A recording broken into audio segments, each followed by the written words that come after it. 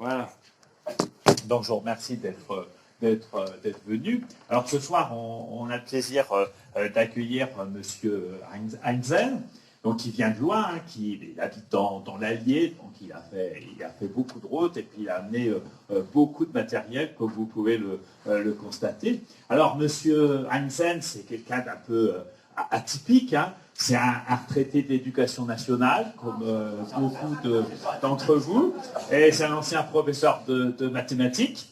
Et il est aussi musicien. Hein, les mathématiques et la musique font bon ménage. Hein. Tout Pythagore nous a dit que la musique, c'est une science mathématique. Et puis, il est aussi historien, puisque en 2007, il a soutenu une thèse de doctorat d'histoire à l'université de Clermont-Ferrand. Alors, c'est un spécialiste des pratiques musicales populaires.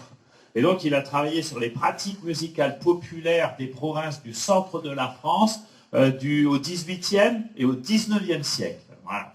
Et maintenant, il s'intéresse au canard sanglant. Alors, il va vous expliquer ce que c'est. Et il a publié en 2022 ce gros livre qui fait plus de 600 pages, qui s'intitule « Chanter le crime, canard sanglant et complainte tragique ». Alors, ça a été publié chez un éditeur de l'Allier qui s'appelle Bleu Autour. Alors, il en a apporté quelques exemplaires. Alors, il va nous parler des canards sanglants, il va nous parler de crimes. Ça va être un peu sanglant comme conférence. Alors, n'oubliez pas que, justement, ça tombe bien parce qu'en ce moment, aux archives départementales de l'Aisne, à l'étage en dessous, il y a une exposition sur la justice. Hein, ça s'appelle Coupable. C'est une exposition qui est visible depuis le 1er avril et jusqu'au 31 octobre 2025. C'est une exposition gratuite, hein, donc n'hésitez pas, avant de venir à la conférence de mai, n'hésitez pas à venir un petit peu plus tôt pour la voir. Et elle est consacrée à 22 procès qui se sont déroulés dans le département de l'Aisne. Hein, alors c'est une exposition vraiment très locale. Voilà. Et au mois d'octobre, on aura encore une conférence en lien avec la justice, puisque c'est Julien Sapoury qui viendra nous parler de l'histoire des bagnes. Voilà. Donc, vous voyez, on est dans le crime, on est dans le sang, mais aussi ce soir dans la musique et la chanson. Alors je remercie M. Heinzen d'avoir bien voulu faire le voyage depuis l'Allier jusqu'ici. Et donc je pense qu'on va l'écouter avec beaucoup de plaisir. Voilà, merci beaucoup.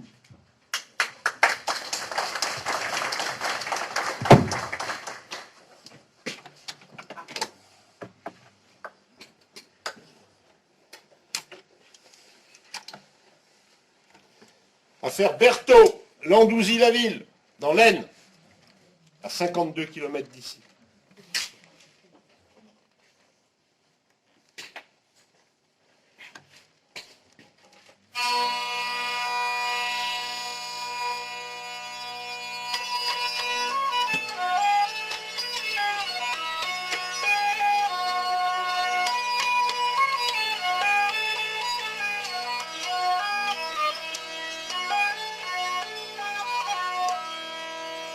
Venez, peuple fidèle de l'arrondissement de Vervins, d'un Landouzy-la-Ville pour voir finir notre triste fin. Nous devons perdre l'existence, Dieu par sa grande puissance a fait connaître nos forfaits. Jamais l'on a vu sur la terre un crime aussi cruel qui par nos mains a été commis, par nos mains a été commis. Pire que des monstres sur terre, voyant les larmes couler, le désir dans nos cœurs était tout consommé. Des gens très honnêtes, des gens qui vivaient à leur aise, nous les avons ruinés. Par le feu d'incendie, nous les avons réduits. Voyez quelle cruauté, voyez quelle cruauté. 18 fois différente, le feu y a été. Dans Landouzy-la-Ville, combien de larmes on a versé. Un homme dans les flammes fut tout à fait brûlé. Quelle souffrance, quel spectacle affreux. Grand Dieu, par votre puissance, apaisez notre souffrance et arrêtez tous nos maux. et arrêter tous nos maux. 7 jours de séance, notre jugement a duré. 150 témoins contre nous ont déposé. Ayant reconnu nos crimes et notre audace horrible, la loi nous a condamnés.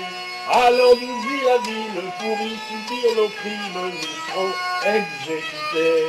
Nous serons exécutés. Nous avons beau gémir, notre jugement est confirmé.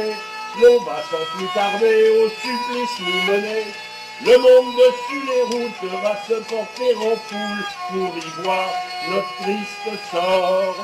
Grand Dieu, par votre puissance, pardonnez nos offenses, avancez-nous la mort, avancez-nous la mort. Pères et mères de famille qui voulaient le bien de vos enfants, que notre sœur vous serve d'exemple, élevez-les honnêtement. Toute personne sur la terre qui ne suit point le mystère du grand Dieu tout-puissant. Voyez comme ils finissent, nous allons perdre la vie sous le glaive du tranchant, sous le glaive du tranchant. Voilà. Alors bonsoir. Un jour, il y a une dame qui m'a dit « Je viendrais bien écouter votre conférence, mais j'ai un peu peur d'avoir peur. » Ça s'appelle la phobophobie. C'est répandu. Alors, je vais essayer de vous rassurer. Je vais prendre un peu le micro au cas où. Alors, je vais essayer de vous rassurer. Je ne vous parlerai pas de crime ce soir. Non, non. Je ne vous parlerai pas du nombre de coups de marteau, du nombre de coups de hache ou de la grosseur de la corde. Ce qui m'intéresse, c'est le fait que les crimes aient été médiatisés d'une façon chantée, jusqu'à une époque assez récente, somme toute. Et pour illustrer cette conférence, je vais interpréter des complaintes sur des crimes voisins de Laon. Le premier, Landouzy-la-Ville, dans l'Aisne. Je ne battrai pas ce soir mon record, qui a été de chanter une complainte criminelle dans la maison même où le crime avait été commis un siècle auparavant. Donc là, on est à une 50aine de kilomètres au minimum, tout va bien pour vous, c'est sans danger. Alors, quelques mots pour commencer. La chanson, aujourd'hui, a uniquement un but de distraction, de divertissement. Elle a encore 2 autres fonctions. J'ai été prof, comme il l'a dit, donc des fois il y a des interros. À part le divertissement, la chanson, elle sert à quoi aujourd'hui ? Et non, plus. Elle sert à la dévotion. On chante dans les lieux de culte. Et elle sert au militantisme. On chante dans les stades et dans les manifs. C'est une forme d'affirmation. Il y a 2 autres fonctions de la chanson qui existent au moins. Une qu'on connaît un peu mais qui est disparue, c'est la chanson de travail. Le laboureur chantant pour mener ses bœufs, au marin chantant pour rythmer le travail, la chanson qui accompagne le travail. Et il y a une dernière fonction qui est la plus étrange, c'est la fonction narrative. La chanson raconte une histoire. Et je fais partie d'une génération qui est allée voir les octogénaires pour leur demander de chanter les chansons du vieux temps, et ils n'utilisaient pas le verbe chanter. Ils disaient « ma chanson, je vais vous la dire ». La chanson, elle raconte quelque chose. Et donc c'est dans ce contexte que les chansons ont raconté les crimes. Donc c'est ça dont nous allons parler. Alors, la Société historique de Haute-Picardie est une société sérieuse qui invite des conférenciers sérieux, donc il y a un plan. Donc nous allons parler du canard, c'est-à-dire ces objets qui sont sur la table, puis de la complainte, la forme chantée en elle-même, puis de ceux qui font les canards, qu'on appelle les canardiers, les chanteurs ambulants qui les vendent, et puis il sera 23h, 23h30, et on pourra conclure dans ce qui sera bons amis. Vous avez compris que vu la matière de la conférence, si je ne dis pas des grosses conneries de temps en temps, c'est un peu lourd. Alors, j'ai une question. Est-ce qu'il y a des journalistes dans la salle? Ouais, vaut mieux, parce que sinon ça va être dur pour eux. Le canard, dans le langage populaire, ça désigne un journal. Pour un bibliophile, un canard n'est pas un journal. C'est un occasionnel. Alors, pourquoi je pose la question sur le journaliste? Imaginez un instant un journal qui ne paraît que s'il a quelque chose à dire. Vous comprenez déjà l'abîme que ça ouvre. Eh bien, c'est ça l'occasionnel. On publie une feuille avec une nouvelle parce que cette nouvelle un événement vient de survenir. Et c'est ce qu'on appelle les éphémères. Alors, il y a, si on veut être un peu chic, on dit éphéméra, qui est une catégorie d'édition, les occasionnels, voilà. Et j'expliquerai dans quelques minutes ce que c'est qu'un canard au milieu de ça. Et l'occasionnel est intimement lié à l'image, d'abord. On met une image pour effrayer et aussi pour être compris, parce que l'image est accessible à ceux qui ne savent pas lire. Et le texte est le titre est très régulièrement en lettres capitales, parce que ce qu'on appellera les lettres bâtons, c'est ce qu'on déchiffre le mieux quand on ne sait pas bien lire. Donc, voilà.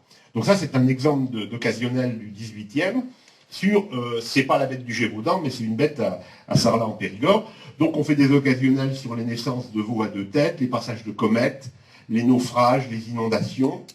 On en fait sur tous les sujets, et bien sûr, ces occasionnels rencontrent la chronique criminelle.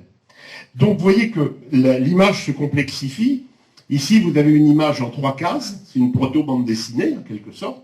Là, vous avez les méchants. Là, vous avez les méchants et les gentils et les morts. Et puis là, vous avez les méchants qui sont en train de se faire chatouiller. Voilà. Enfin, voilà, vous imaginez ça comme vous voulez. Donc, l'histoire est racontée. L'image raconte une histoire. Il y a un texte, on va dire journalistique, qui raconte le fait, et c'est complété par une complainte, comme on le verra dans quelques minutes. Alors, la complainte, à ce moment-là, il faut que je dise que je parle que de choses du passé. Mais si ces choses du passé vous font penser à des choses actuelles, c'est votre problème.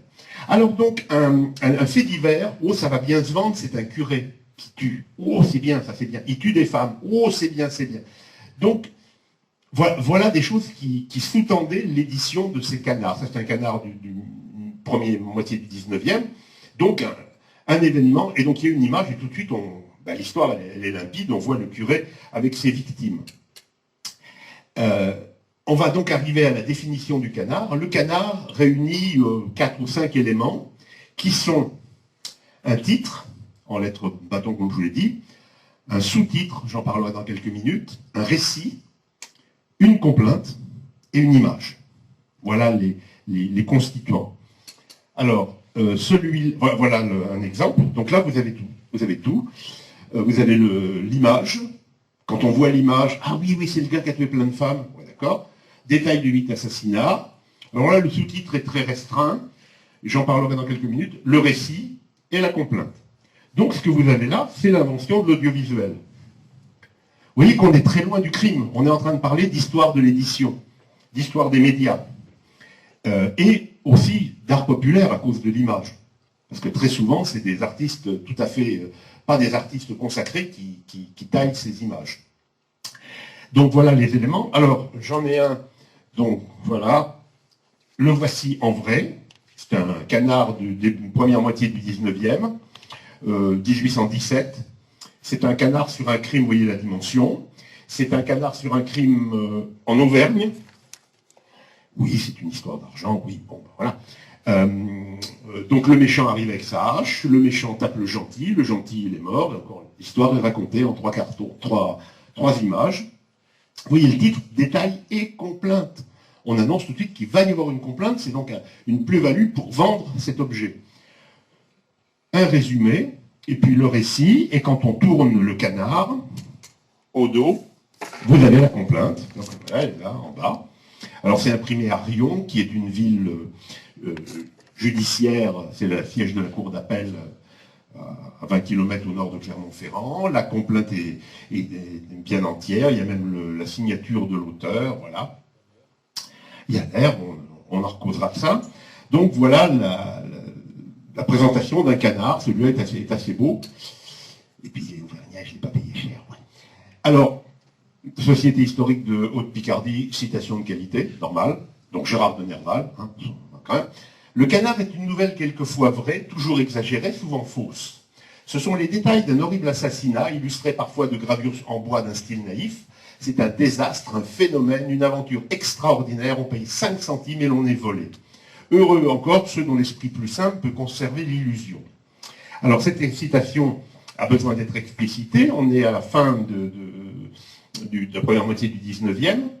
Et à cette époque-là, il est vrai que les canards, lorsqu'ils n'ont pas de crime à se mettre sous la dent, inventent des crimes pour faire peur aux tout venants. Et cette chose-là va changer sous le Second Empire, car c'est sous le Second Empire qu'apparaît la presse populaire. La presse populaire, le petit journal, interro, 1863. Et le petit journal, sous le Second Empire, ne parle pas de politique. Et donc, il faut bien remplir les pages, j'espère qu'il n'y a pas de journalistes, donc on met les faits divers. Et donc c'est à partir de ce moment-là que la catégorie du fait divers va nourrir la presse populaire. Et du coup, la presse populaire raconte des vrais crimes. Et les canardiers, ils ont une matière toute trouvée. Donc ils prennent le récit des crimes dans la presse, ils recopient parfois les articles, ils trouvent une complainte, ils savent faire, ils trouvent une image dans leur stock qui correspond à peu près au crime, et ça roule. Et donc à partir des années 1860-70, les canards, c'est une immense majorité sur des vrais crimes. Alors, j'arrive maintenant à cette histoire de sous-titres. Alors, donc je vois la salle. Vous avez lu Jules Verne quand vous étiez jeune, donc. Bon. Rappelez-vous, au début des chapitres, on a parfois un petit résumé, où nos héros, etc., etc. Alors, le paragraphe qui est sous détail exact, c'est ce qu'on appelle, en termes de canardier, le boniment. Parce que vous savez que les lois sur la presse interdisent de dire n'importe quoi en vendant un journal ou un imprimé. On doit crier, comme on disait, le titre ou la une du journal. On n'a pas le droit de faire des commentaires sur ce qu'on vend. Et donc là, c'est ce qui va être crié par le vendeur, d'où l'appellation du boniment.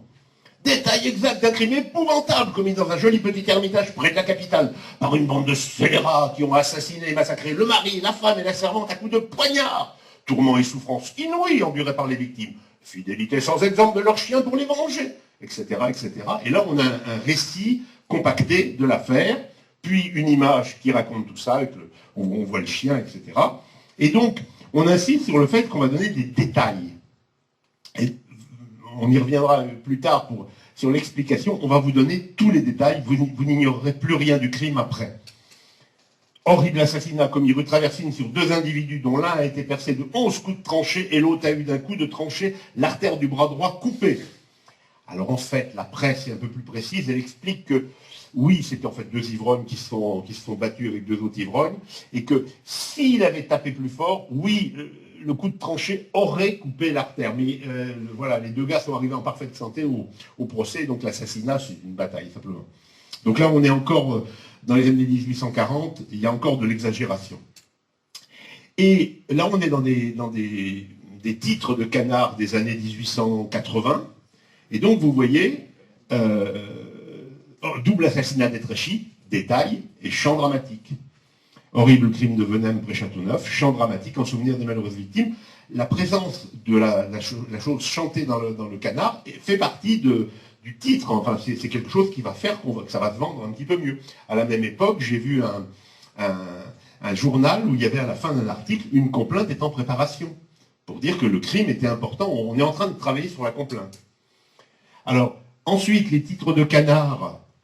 1894, l'attentat contre Sadi Carnot, la complainte n'est plus dans le titre, mais elle est toujours dans le canard, et le titre du canard revient à des unes de journal, à peu près.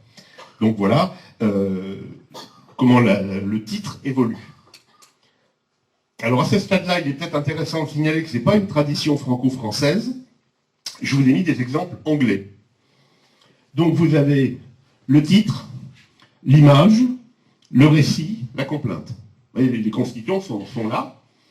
Alors, en Angleterre, on ne guillotine pas, on pend. Et les Anglais, qui sont très pratiques, ont inventé ce cartouche où on peut changer le nombre de pendus. S'il y a 3 pendus, on en met 3. S'il n'y en a qu'un, on en met qu'un. C'est amovible, c'est très, très bien étudié. Voilà.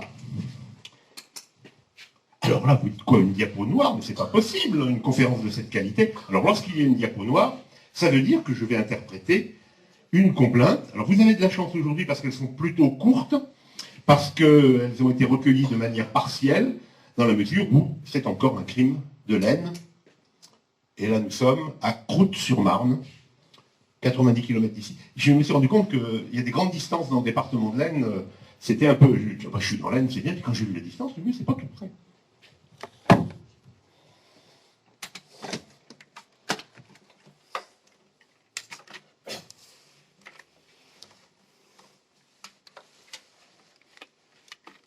mettre plus rouge sang, ça ressortira mieux.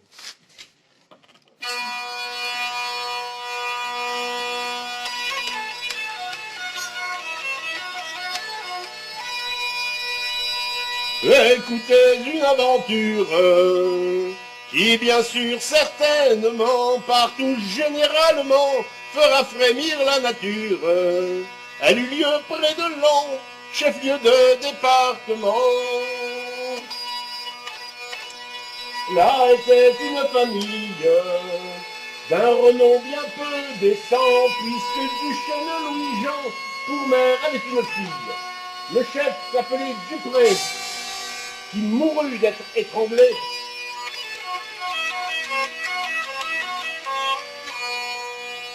C'était l'insolente femme, la femme de ce Dupré, qui conçut ce procédé avec une noirceur d'âme, de sa fille Rose Dupré, qui la seule alla aider.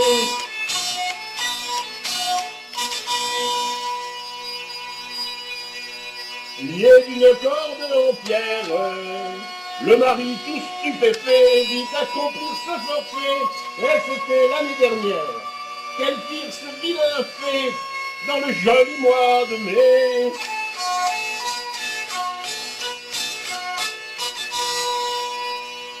Mais tôt ou tard l'homicide est découvert et voilà qu'au-dessus de l'eau roula un jour le cadavre humide.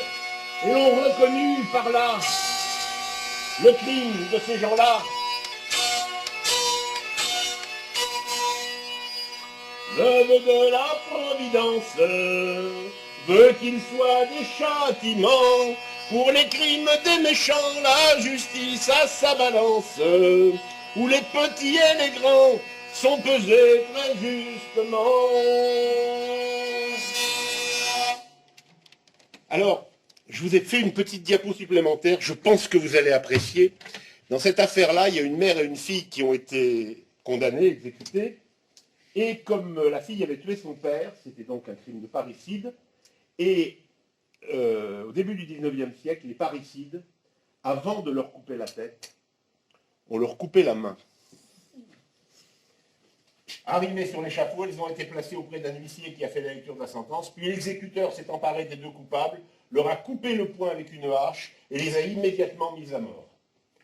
Voilà, c'était dans le code pénal édicté par Napoléon, et c'est sous la Restauration que cette peine particulière a disparu. C'est la peine des parricides. Aller à l'échafaud, dans certains endroits, c'est avec un vêtement rouge couvert d'un voile noir, et on coupe le poing avant de couper la tête. C'est très gai, comme disent nos amis belges. Voilà. Alors maintenant, la complainte. La complainte est une forme littéraire. Quel est le poète français qui a édité un recueil de poèmes qui s'appelle Les Complaintes? Tic, tac, tic, tac. Jules Laforgue. Jules Laforgue a fait un recueil qui s'appelle Les Complaintes, et tous les poèmes s'appellent Complaintes de ceci, Complaintes de cela. Alors la complainte est une forme poétique qui se manifeste par sa grande longueur. Et au point de vue chanson, il n'y a pas de refrain. Dès qu'il y a un refrain, ce n'est pas une complainte, c'est une chanson. Certains musicologues n'appellent un texte chanson que s'il y a un refrain. Alors la complainte, elle est très longue, elle est toujours sur un seul thème. Ici, c'est des couplets de 6 vers. Donc c'est quelque chose qui est long. Vous en tirez bien aujourd'hui. Le record de France, c'est 101 couplets. Pour l'assassinat du curé d'Entrammes en 1894. On l'a trouvée récemment, on savait qu'elle existait, mais ça fait que 3-4 mois que j'ai trouvé les paroles, qui sont en ligne sur un site dont je vous indiquerai l'adresse. Alors donc, 101 couplets, là 25, mais c'est pas possible de se rappeler de ça. Eh bien si. Parce qu'on a déjà des témoignages d'aveugles vendant des complaintes et les chantant.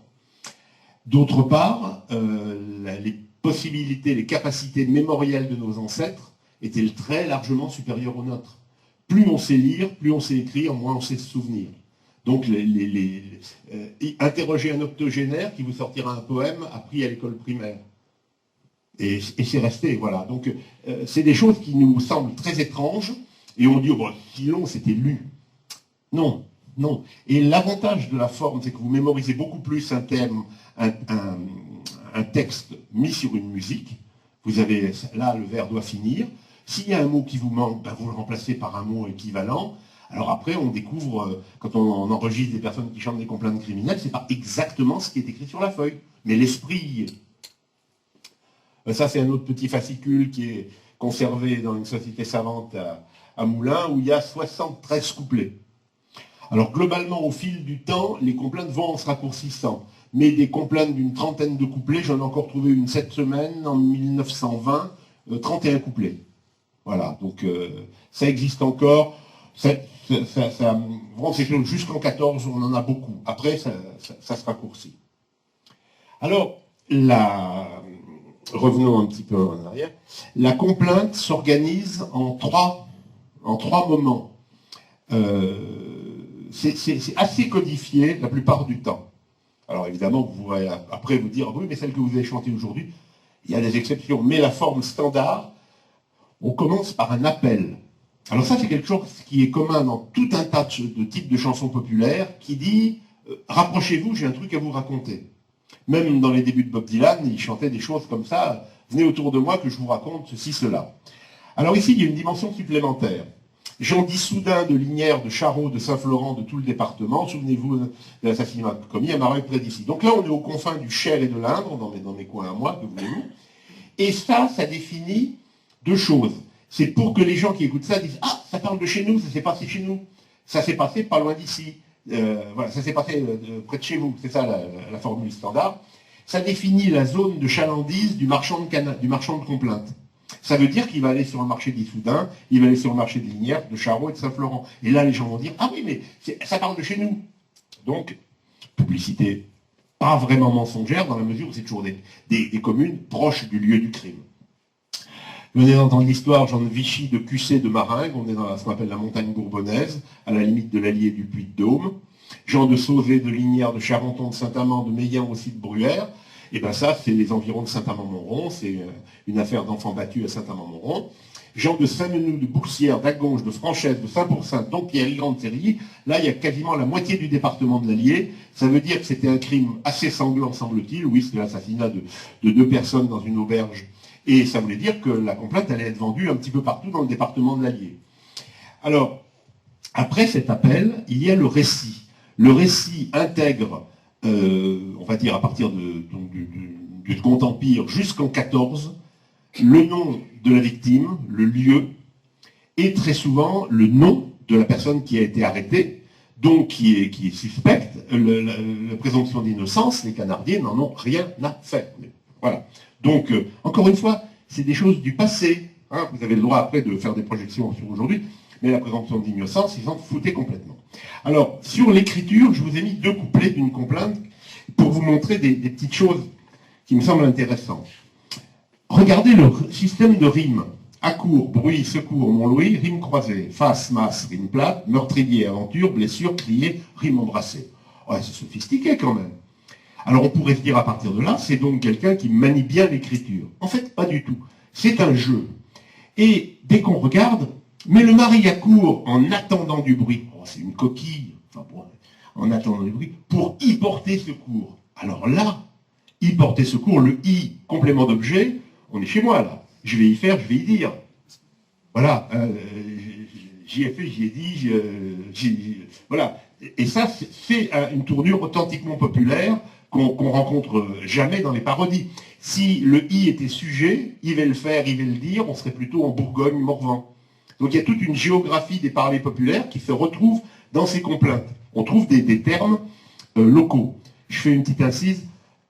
Majoritairement en français, on n'a quasiment pas de complaintes en occitan, par exemple. Elles sont, dans le domaine occitan, elles sont en français pour ajouter, je pense, du prestige au récit. La maison de Montlouis fut frappée à la masse aussi face d'un coup de masse, bon d'accord, par l'indigne meurtrier, mais terrible aventure, il put malgré ses blessures se faire entendre et crier. Alors, ce qui n'apparaît pas vraiment là, et que j'ai expérimenté dans la toute première complainte que je vous ai chantée, c'est que le nombre de pieds par vers, pour le faire coller sur la musique, il y a du boulot. Hein. Des fois, il faut manger les mots, d'autres fois, il faut les étirer. Une femme du village arriva aussitôt, entendant le carnage, d'autres voisins bientôt, accourent à son appel. Il y a une faute là. S'emparant du criminel. Ah ben non, ça rime, c'est bien. Et l'attache solidement, en attendant que la justice le délivre de ce supplice et l'enferme lestement. Alors ce lestement, moi, il m'a toujours plu. Il fallait un adverbe en ment, donc il a ouvert la boîte des adverbes, et c'est lestement qui était dessus, il l'a mis. Mais rapidement, ça marche. Si vous voulez, ces petits mots mal choisis, c'est des choses qui sont très touchantes d'écriture populaire. Et pour la petite histoire, la complainte est signée, et le nom, c'est le nom d'un gars qui demande une patente pour vendre des chansons. Donc on sait que c'est un chanteur itinérant, et qui est d'ailleurs natif de l'Aisne. Un gars qui s'appelait Vincent Picritte, et qui est natif de l'Aisne, mais je ne sais plus où, et qui est mort en Bretagne, dans une grange, mort de froid dans une grange en Bretagne. Donc vous voyez, des récits de gens de peu comme ça qui parcourent la France en vendant des complaintes. Et donc ces récits sont très émouvants parce qu'il y a des maladresses, il y a des mots qui butent, mais la rime. Alors des fois on fait rimer crime avec crime, hein, parce qu'on n'en a pas trouvé mieux. Et donc il y a une maladresse de quelqu'un qui se frotte à une forme savante, et ça explique que les journaux disent pique-pendre des complaintes, toujours sur le même thème, c'est de la mauvaise poésie. En ce sens, ils n'ont pas tort. C'est des apprentis poètes qui se confrontent à l'art d'écrire une forme rimée sur un canevas d'une mélodie. Et parfois, c'est... Voilà. Mais donc, voilà le récit. Donc c'est un récit très documenté, très long, qui raconte la découverte du corps, l'arrestation, l'enquête des gendarmes, parfois le procès, la sentence, l'exécution, suivant le moment où la complainte est écrite. Et puis, il y a une morale. La dernière partie, c'est la morale. Alors, il y a deux morales possibles. La première morale, c'est une morale très morale, qui dit, les parents, occupez-vous bien de vos enfants, les enfants, obéissez à vos parents. Je vous en ai mis quelques-unes. Pères et mères de famille, que ces couplets émouvants servent d'exemple aux enfants, aux jeunes garçons, aux jeunes filles. Voyez que l'esprit du mal devient toujours fatal. Je vais en chanter une tout à l'heure où il y a une morale un petit peu de ce type-là. Vous, les honnêtes filles de bonne famille, souvenez-vous qu'on peut trouver dans l'ombre d'une nuit sombre un vrai voyou. Elle avait refusé une danse, il l'a attendue à la sortie du bal et il l'a laissée morte dans un fossé. Et puis le lendemain, on l'a arrêté, il était en train de traire les vaches comme de rien. Et vous tous, pères et mères, pendant votre vie entière, rappelez à vos filles et vos garçons le danger qu'il y a d'avoir des passions. C'est hyper beau, ça. Et que dans le mariage, pour longtemps on s'engage, donc c'est à vous de toujours rechercher la bonne conduite et les bonnes qualités. Donc c'est à vous, les parents, hein, on est bien d'accord. Donc c'est les parents, vous mariez bien vos gamines, et puis il n'y aura pas de problème, elles vivront tranquillement loin du crime. Parce que il y a une peur panique de voir le nom de la famille dans une complainte. Évidemment si on est de la famille du criminel, mais également si on est de la famille de la victime. Parce que ça, c'est pas beau, faut pas être dans ce genre de littérature-là. Donc les gens ont la peur panique que leur nom de famille apparaisse dans des complaintes, et on a des exemples, les généalogistes apprécient peu, de changement de nom à la suite de l'exécution d'un membre de la famille. Ça, je l'ai rencontré, une personne de Toulouse qui dit, on butait à un moment, pourquoi ils ont changé de nom, jusqu'au jour où on a découvert qu'un d'entre eux avait été condamné à mort. Voilà. Deuxième morale, c'est qu'on lui coupe la tête. Oui, d'arrêter l'infâme, il était temps alors, maintenant qu'on condamne ce tigre sans remords, car tous les braves gens réclament un châtiment. Ils réclament au singulier d'une seule voix, hein, c'est unanime. Alors, des choses vraiment qui n'arrivent plus. Il faut arrêter pour ce crime les hommes qui principalement cherchent des petites victimes en attirant chez eux les petits-enfants. Espérons que les jurés feront sans pitié, que le coupable on le condamne, qu'il soit sévèrement jugé. Celui qui fait un crime aussi infâme ne mérite pas d'être gracié. Donc vous voyez, déjà le problème de la grâce est posé, c'est-à-dire que c'est entendu pour l'auteur de la complainte qui doit être condamné à mort. Mais après, on prépare déjà le deuxième épisode, le président, ne le graciez pas. Un bandit si redoutable doit être puni comme il faut, finir dessus l'échafaud pour un si grand misérable, c'est une mort trop douce enfin pour un pareil assassin. C'est Jules Jouy qui disait la guillotine, ce bref désagrément. Et un autre disait, on y a coupé la tête pour y apprendre à vivre. Donc il y a beaucoup de parodies, de choses autour justement de la guillotine. Et la guillotine, c'est vraiment trop doux. Si on en revenait à quelques supplices d'Ancien Régime, on a ces choses qui sont dites. Alors très souvent, il y a le nom, il y a une morale qui dit que le coupable soit ou non Fradin, il faut punir pareil assassin. Donc on dit le nom du gars tout en n'étant pas sûr que ça soit lui. Donc, mais il faut le punir, voilà, il faut punir l'assassin. Donc c'est assez terrible. Alors, ensuite, cette forme littéraire, elle se conjugue à une musique. La chanson sur timbre, c'est un terme musicologique qui veut dire la chanson sur l'air de. Alors, la chanson sur l'air de, un timbre, c'est une mélodie préexistante dont on a oublié les paroles originelles. La mélodie, elle est nue, elle est là, elle est disponible, et on la réutilise. Alors, l'avantage, c'est que n'importe quel imprimeur peut imprimer une complainte. S'il y avait une musique à imprimer, il faut des caractères spéciaux que les imprimeurs n'ont pas en général. Alors que là, vous voyez, c'est juste une petite mention, air du juif errant, la valse des adieux, air le juif errant, air Fualdès. C'est une ligne que l'on met. Alors parfois, il y a des pièges, bien sûr. Il y a des pièges. Complainte est reconnue. Ben, ça veut dire vous aviez intérêt à être là quand le gars il l'a chanté avant de la vendre. Et là, vous seriez dit, ah oui, mais c'est la même musique que l'autre complainte de l'année dernière, voilà. Donc, c'est comme ça que ça se passe. Alors, parmi ces vers connus, il y en a un qui a eu une grande célébrité, c'est celui-là. Écoutez, peuple de France, du royaume de Chili, peuple de Russie aussi, du Cap de Bonne-Espérance, le mémorable accident d'un crime très conséquent. J'adore le trait d'union entre le trait et l'adverbe. Ça, on l'a vu dans une autre complainte tout à l'heure. Voilà, c'est toute une époque. Donc vous voyez là que l'appel, il vise large. Alors c'est une complainte de 48 couplets qui était vendue sous forme d'un petit livret de colportage, comme ça, que j'ai payé 5 € sur eBay. Voilà. C'est bien d'avoir une différence de connaissance entre le vendeur et l'acheteur. C'est ce qui assure les bonnes affaires. Donc cette complainte, elle a été écrite prétendument à Toulouse, mais c'est un crime commis à Rodez, l'assassinat de M. Fualdès, un juge d'instruction à la retraite. Et c'est un crime qui a été très médiatisé, beaucoup de livres. La presse de l'époque, bon, plus réduite évidemment, c'est en 1817, en a parlé. Et cette mélodie qui est la complainte du maréchal de Saxe, qui est un air qui vient du XVIIIe siècle, voire même attesté au XVIIe, a pris, à la suite de ça, le nom d'air de Fualdès. Et donc, durant tout le XIXe, on a chanté des complaintes sur l'air de Fualdès, en disant parfois sur l'air de toutes les complaintes. C'est vraiment l'air type. Et d'ailleurs, c'est l'air sur lequel j'ai chanté la complainte de Montmillon tout à l'heure. C'est cet air-là. Et là, cette semaine, j'ai retrouvé une complainte donc en 1920 qui était sur cet air-là. Donc, vous voyez, de 1817 jusqu'à 1920, un siècle d'exercice, avec plusieurs siècles auparavant, au moins un siècle et demi, où cette mélodie était déjà utilisée pour porter des chansons. Alors donc là voilà, complainte sur l'air de Fualdès, complainte sur l'air de Fualdès, complainte à ce sujet. Alors ça c'est un terme général, on a dit le crime de machin, complainte à ce sujet, air de Fualdès. Voilà. Alors en fait, pour le reconnaître, c'est assez facile.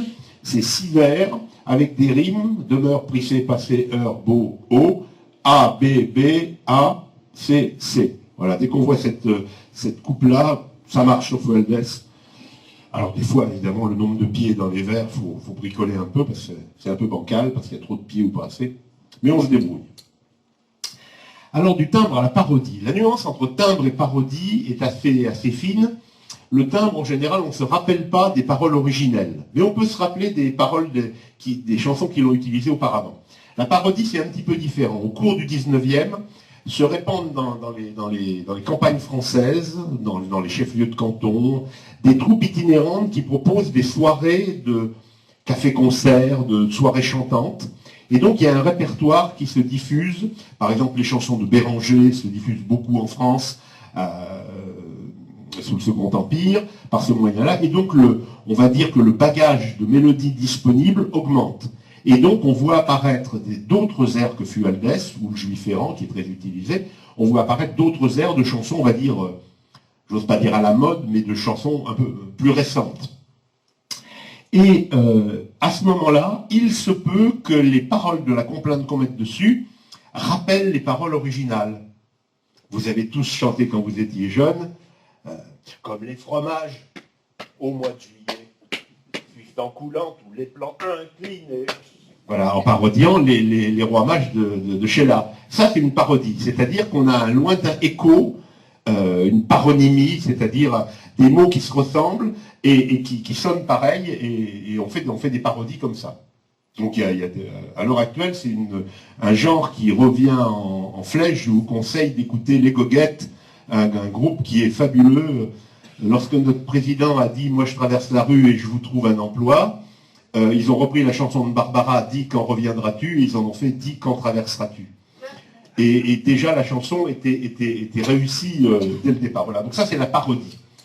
Et donc, l'air ultime, on va dire moderne, qui a été utilisé par les complaintes criminelles, c'est la pimpolaise. Donc, vous voyez, là, chant dramatique par Rob Alfred. Alors, Alfred Rob, toutes les complaintes que je connais de lui, elles sont sur la pimpolaise, à croire qu'il n'utilisait que la pimpolaise. Donc, voilà, alors vous vous doutez un petit peu de ce qui vous pend au nez, bien sûr. Donc voilà le petit format. La pimpolaise, donc paroles de Botrel, musique d'Eugène Fautrier, paru en 1895. En 1934, l'affaire Stravinsky est chantée sur l'air de la pimpolaise. Donc vous voyez, 40 ans plus tard, on utilise encore la pimpolaise. Et 34, si vous rajoutez 10 ans, Oradour-sur-Glane a été chanté sur l'air de la pimpolaise. Oradour-sur-Glane, c'est le dernier grand fait divers criminel, c'est un crime de guerre, mais c'est un fait divers criminel, qui a été chanté sur l'air, qui a été chanté en France. Et donc la pimpolaise était toujours là. Donc évidemment, vous vous dites, oui, le refrain je vois bien, mais le couplet je ne me rappelle pas. Alors donc,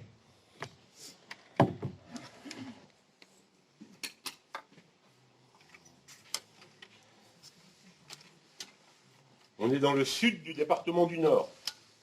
Et faire au plus près.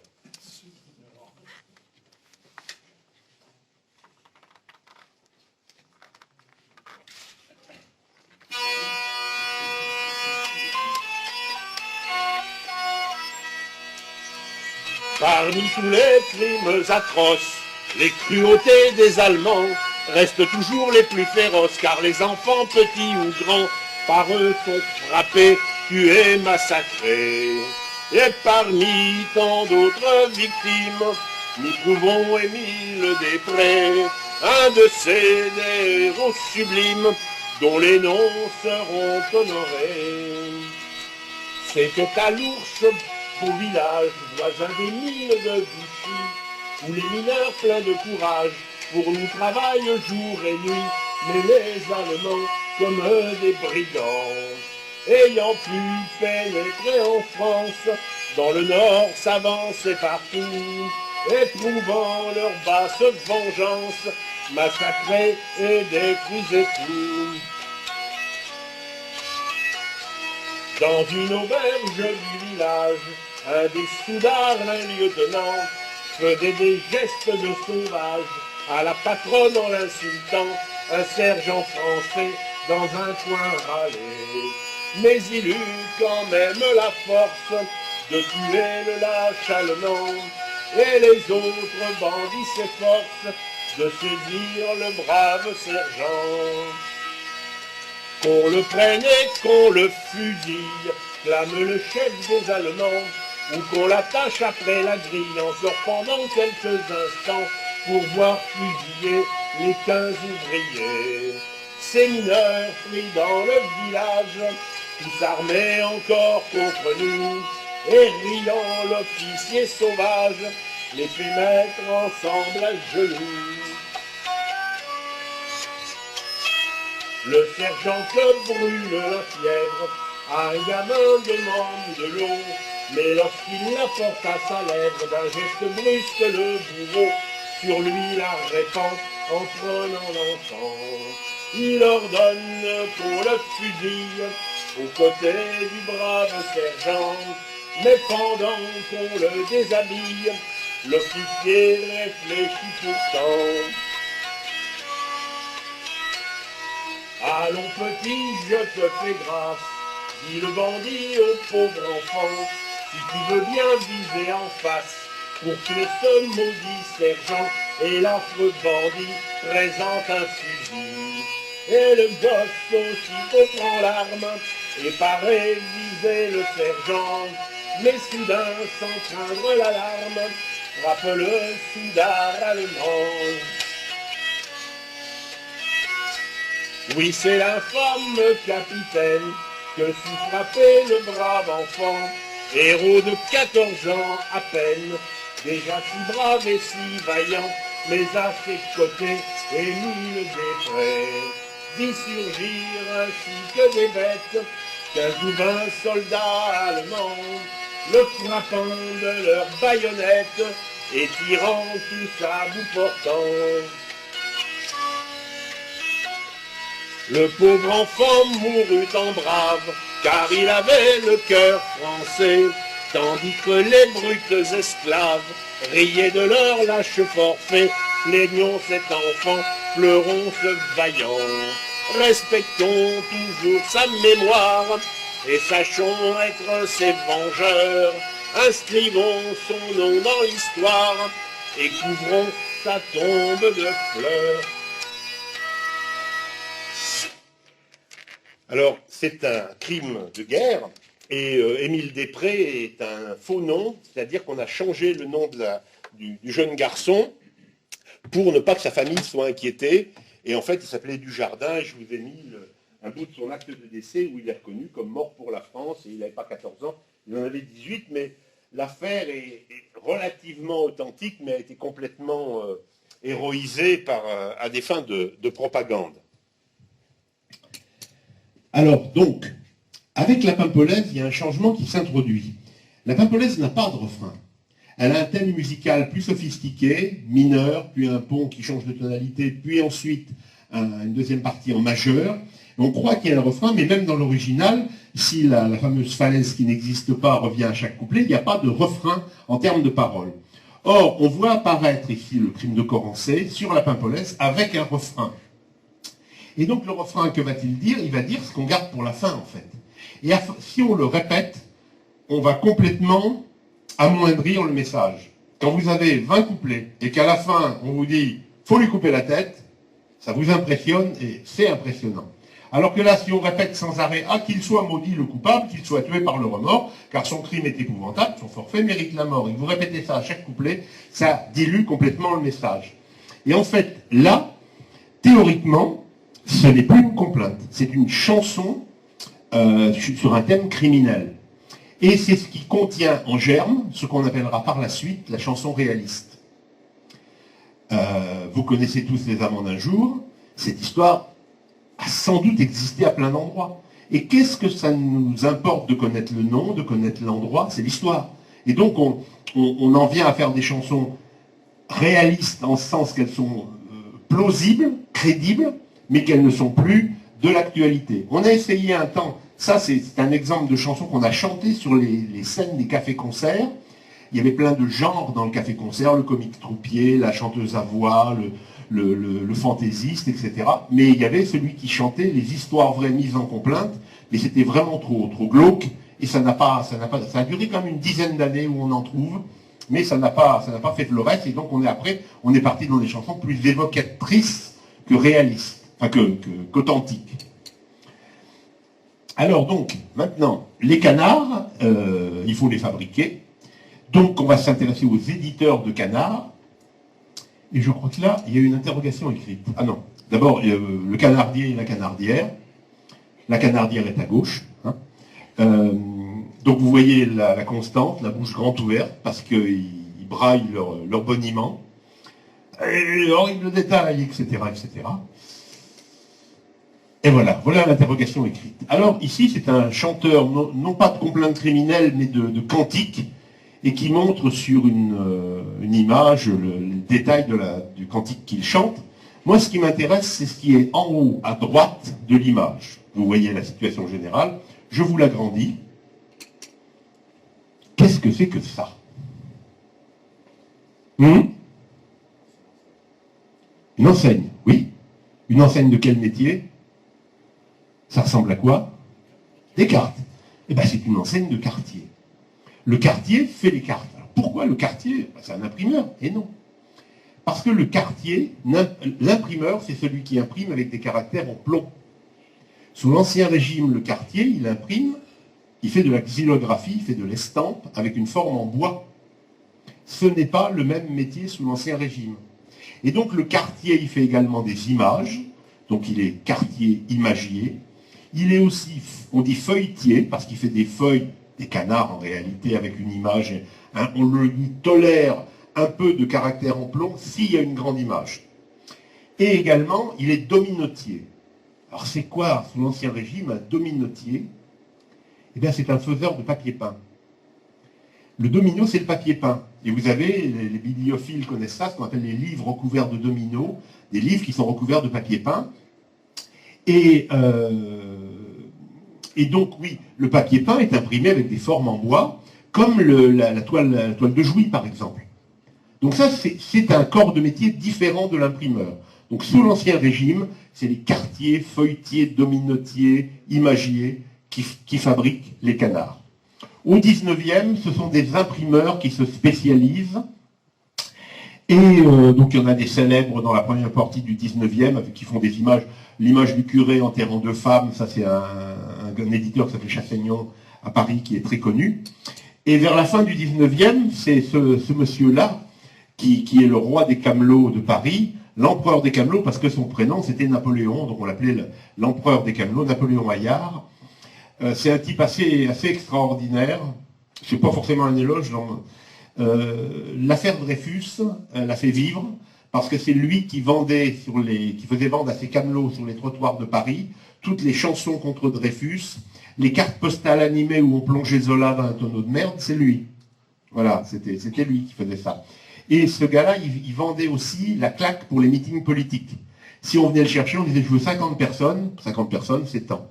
Et on raconte que pour certains meetings politiques, les deux partis venaient lui engager la claque, et donc il fournissait des applaudisseurs au prorata de ce que la personne avait payé, si bien qu'on n'a jamais vraiment pu connaître ses opinions politiques. C'était surtout un pragmatique arriviste, voilà. Donc ça, c'est une feuille éditée par sa veuve sur la bande à Bonneau. Alors moi, je suis rentré dans la collection des canards par ce bonhomme-là, qui est de Saint-Amand-Montrond, Centre-France. Je vais boire un petit canon parce que ça commence de sécher.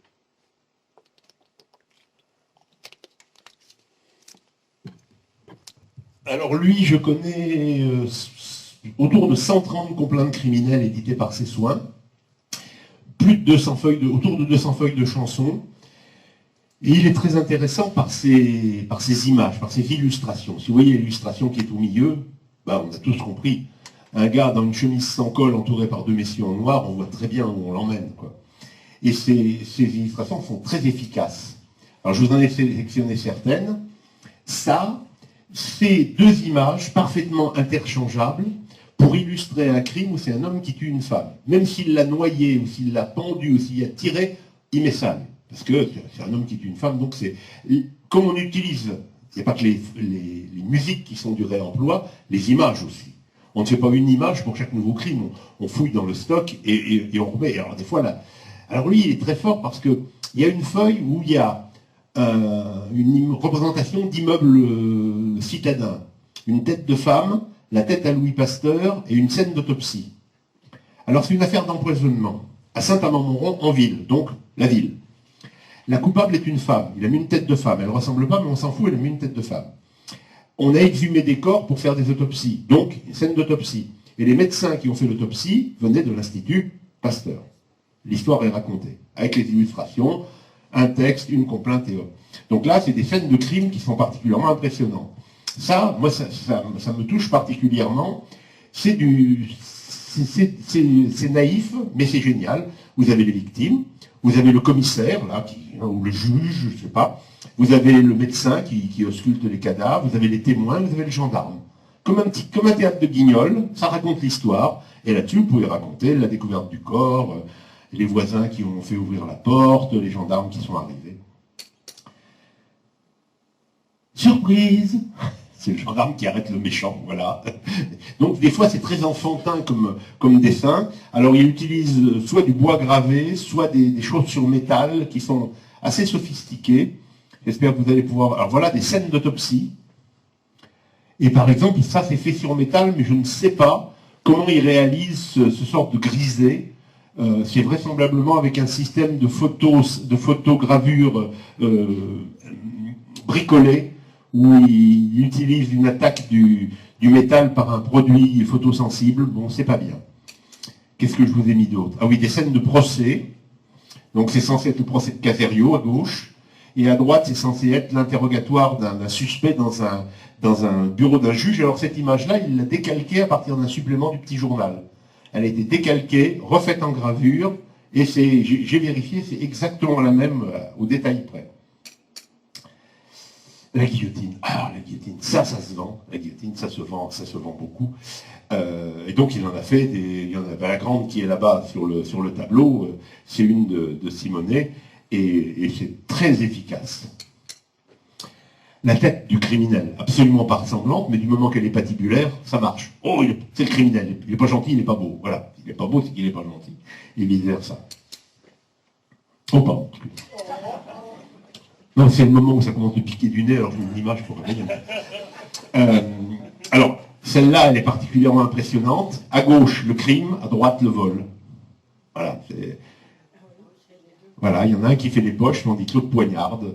Donc là, voilà, c'est parfaitement symbolique, quoi. Il y a aucune, c'est pas de la photo, ça représente d'une façon imagée le crime. Alors ça, celle-là, moi, elle me fait fondre. C'est une victime, la veuve du Monté.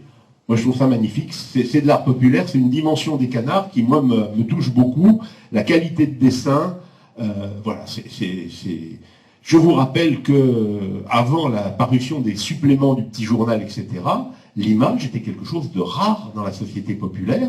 On n'en voyait qu'à l'église, pratiquement. À l'école, on distribuait des images en récompense. Ça voulait bien dire que l'image, c'était...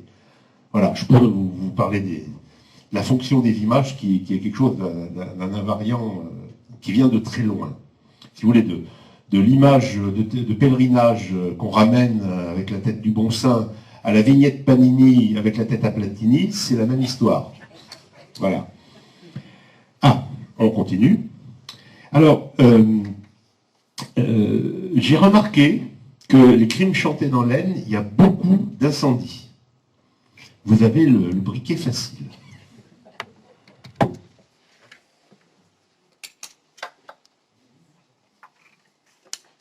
Donc nous allons voir Deon l'incendiaire, qui a été exécuté au Nouvion, mais qui habitait Bergue-sur-Sambre. Donc voilà, c'est dans le département, mais c'est loin, voilà. Vous en avez de la chance.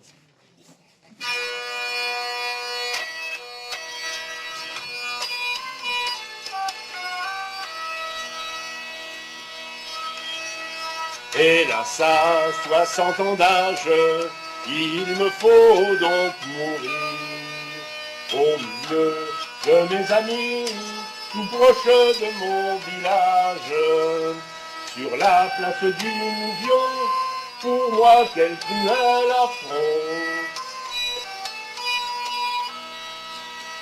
Malheureuse destinée, faut monter sur l'échafaud, crier pour moi le Très-Haut, la Sainte Vierge adorée, et son cher fils Jésus-Christ, qu'il me mette en paradis.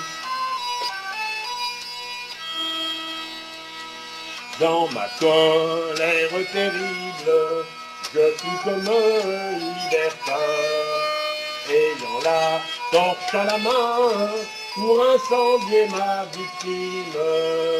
Et ce fut pour le certain la maison de mon voisin. La gendarmerie subtile, accourant de tous les côtés, sitôt me vient arrêter au milieu de ma famille. Ils m'ont conduit pour certains dans la prison de Vervins. Voyez quelle est ma misère depuis que je suis jugé. dans un cachot enfermé, où je souffre mille peines, en attendant le moment de descendre au tombeau. Pères et mères de famille, sous les yeux de vos enfants, achetez mon jugement, donnez-leur en connaissance, afin que le Créateur les préserve de tels malheurs. Voilà, donc là, vous avez encore une morale, vous voyez, qui s'adresse aux parents, là, qui est très, très, très explicite.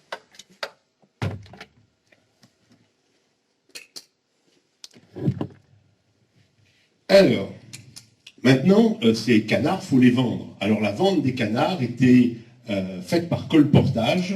Alors, on croule sous les images de colporteurs qui ont ces petits éventaires là, qui portent en bois avec une lanière de cuir. Et donc, là, vous voyez, il tient des feuilles avec des images. On aperçoit qu'il y a des images.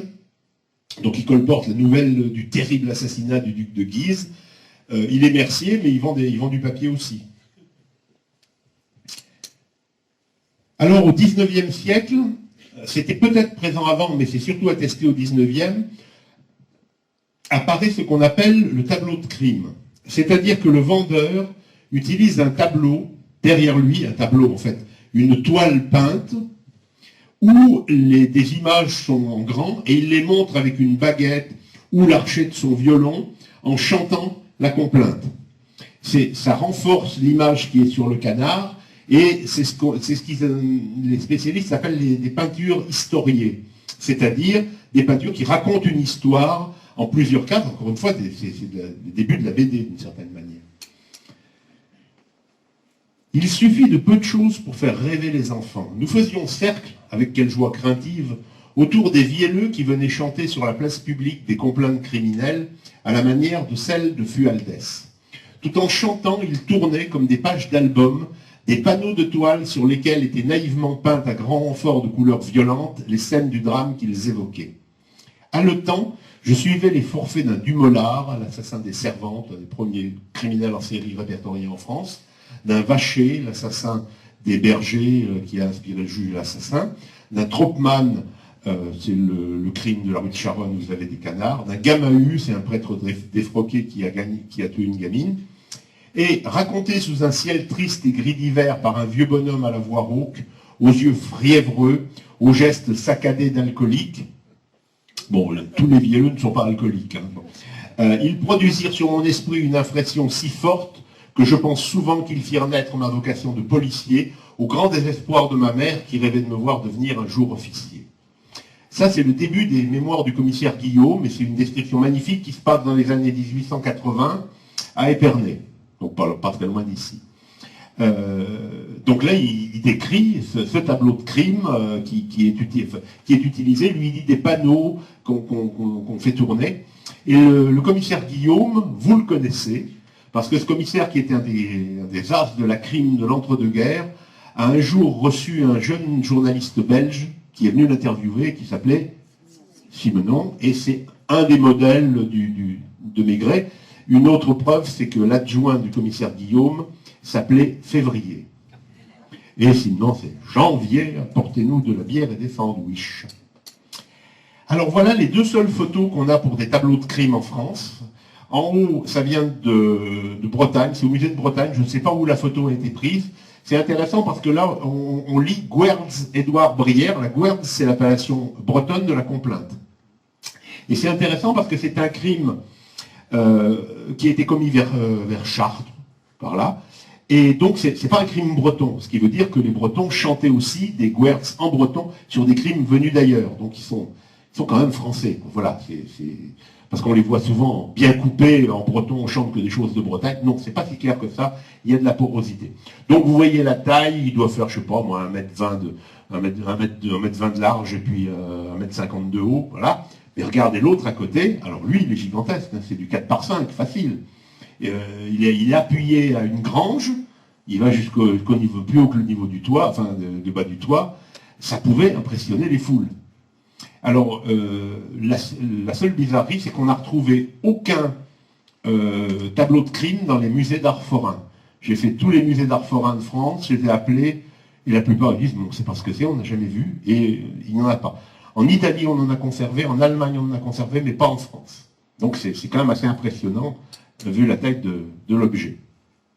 Alors, encore un colporteur, et là, ça illustre ce que je vous ai dit tout à l'heure sur la mémorisation.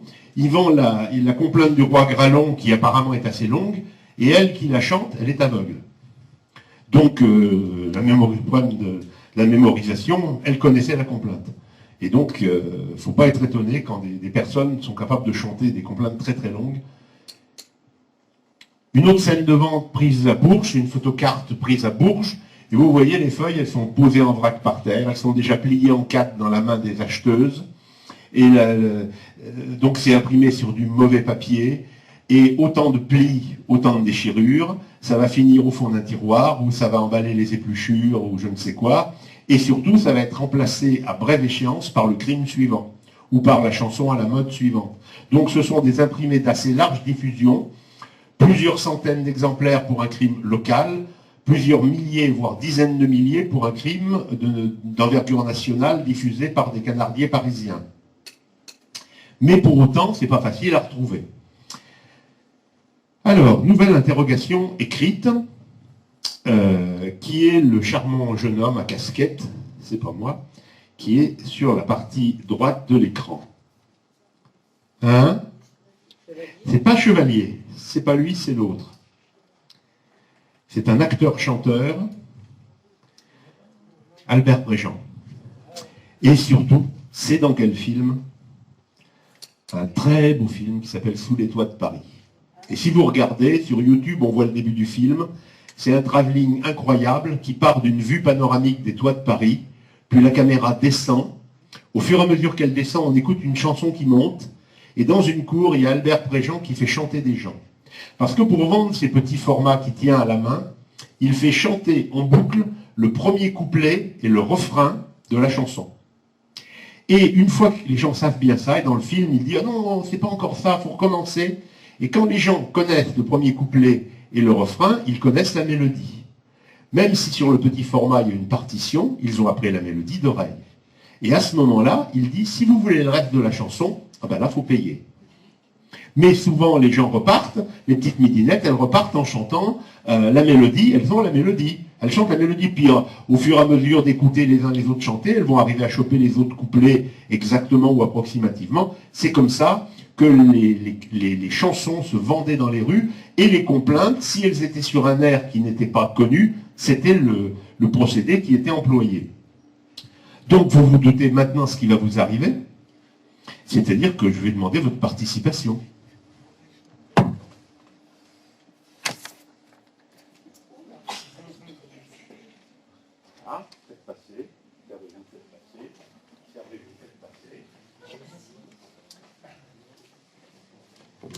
Alors d'habitude, j'arrive à trouver une complainte sur un air vraiment connu, la valse brune ou Sous les ponts de Paris. Là, le mieux que j'ai pu faire, c'est une chanson de Bénéché et Dumont qui s'appelle Cœur de Lilas. Vous allez faire et ça suffira bien, et vous verrez la mélodie, une fois qu'on l'a écoutée, ça ressemble à toutes ces mélodies des chansons des années 20. Je vous emmène donc cette fois, c'est dans la Marne. Voilà, c'est un peu plus loin, mais donc c'est le crime de Glane en 28 sur l'air de Cœur de Lilas.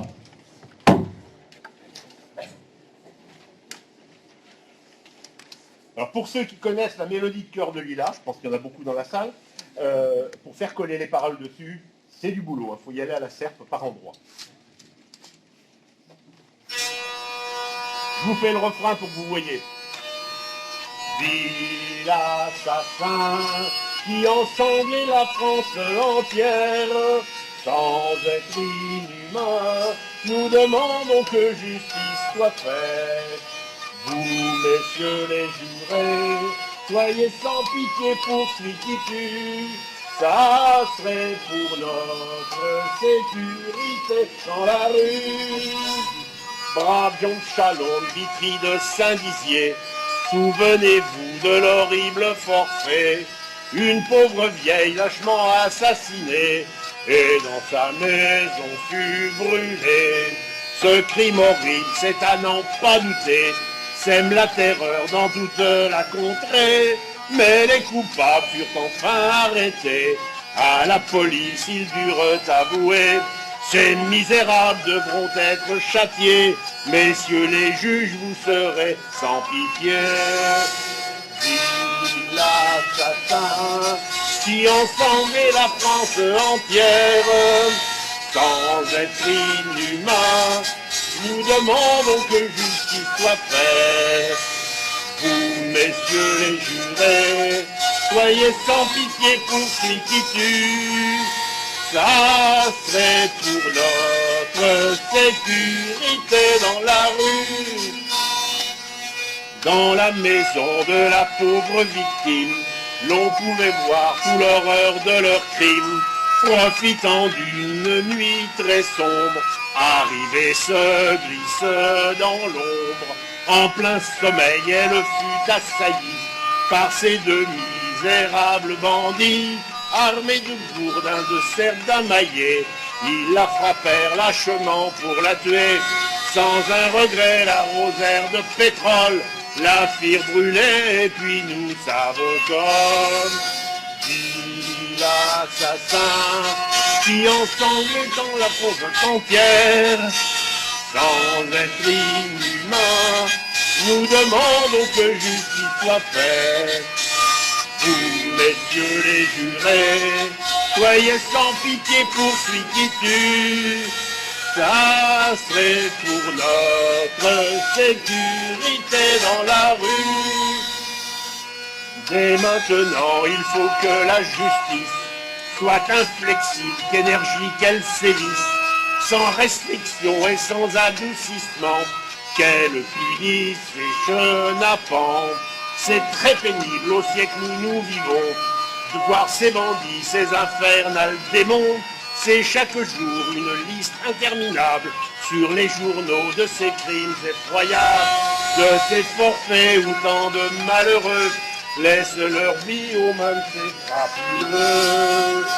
Dit l'assassin qui ensanglantait la France entière, sans être inhumain, nous demandons que justice soit faite.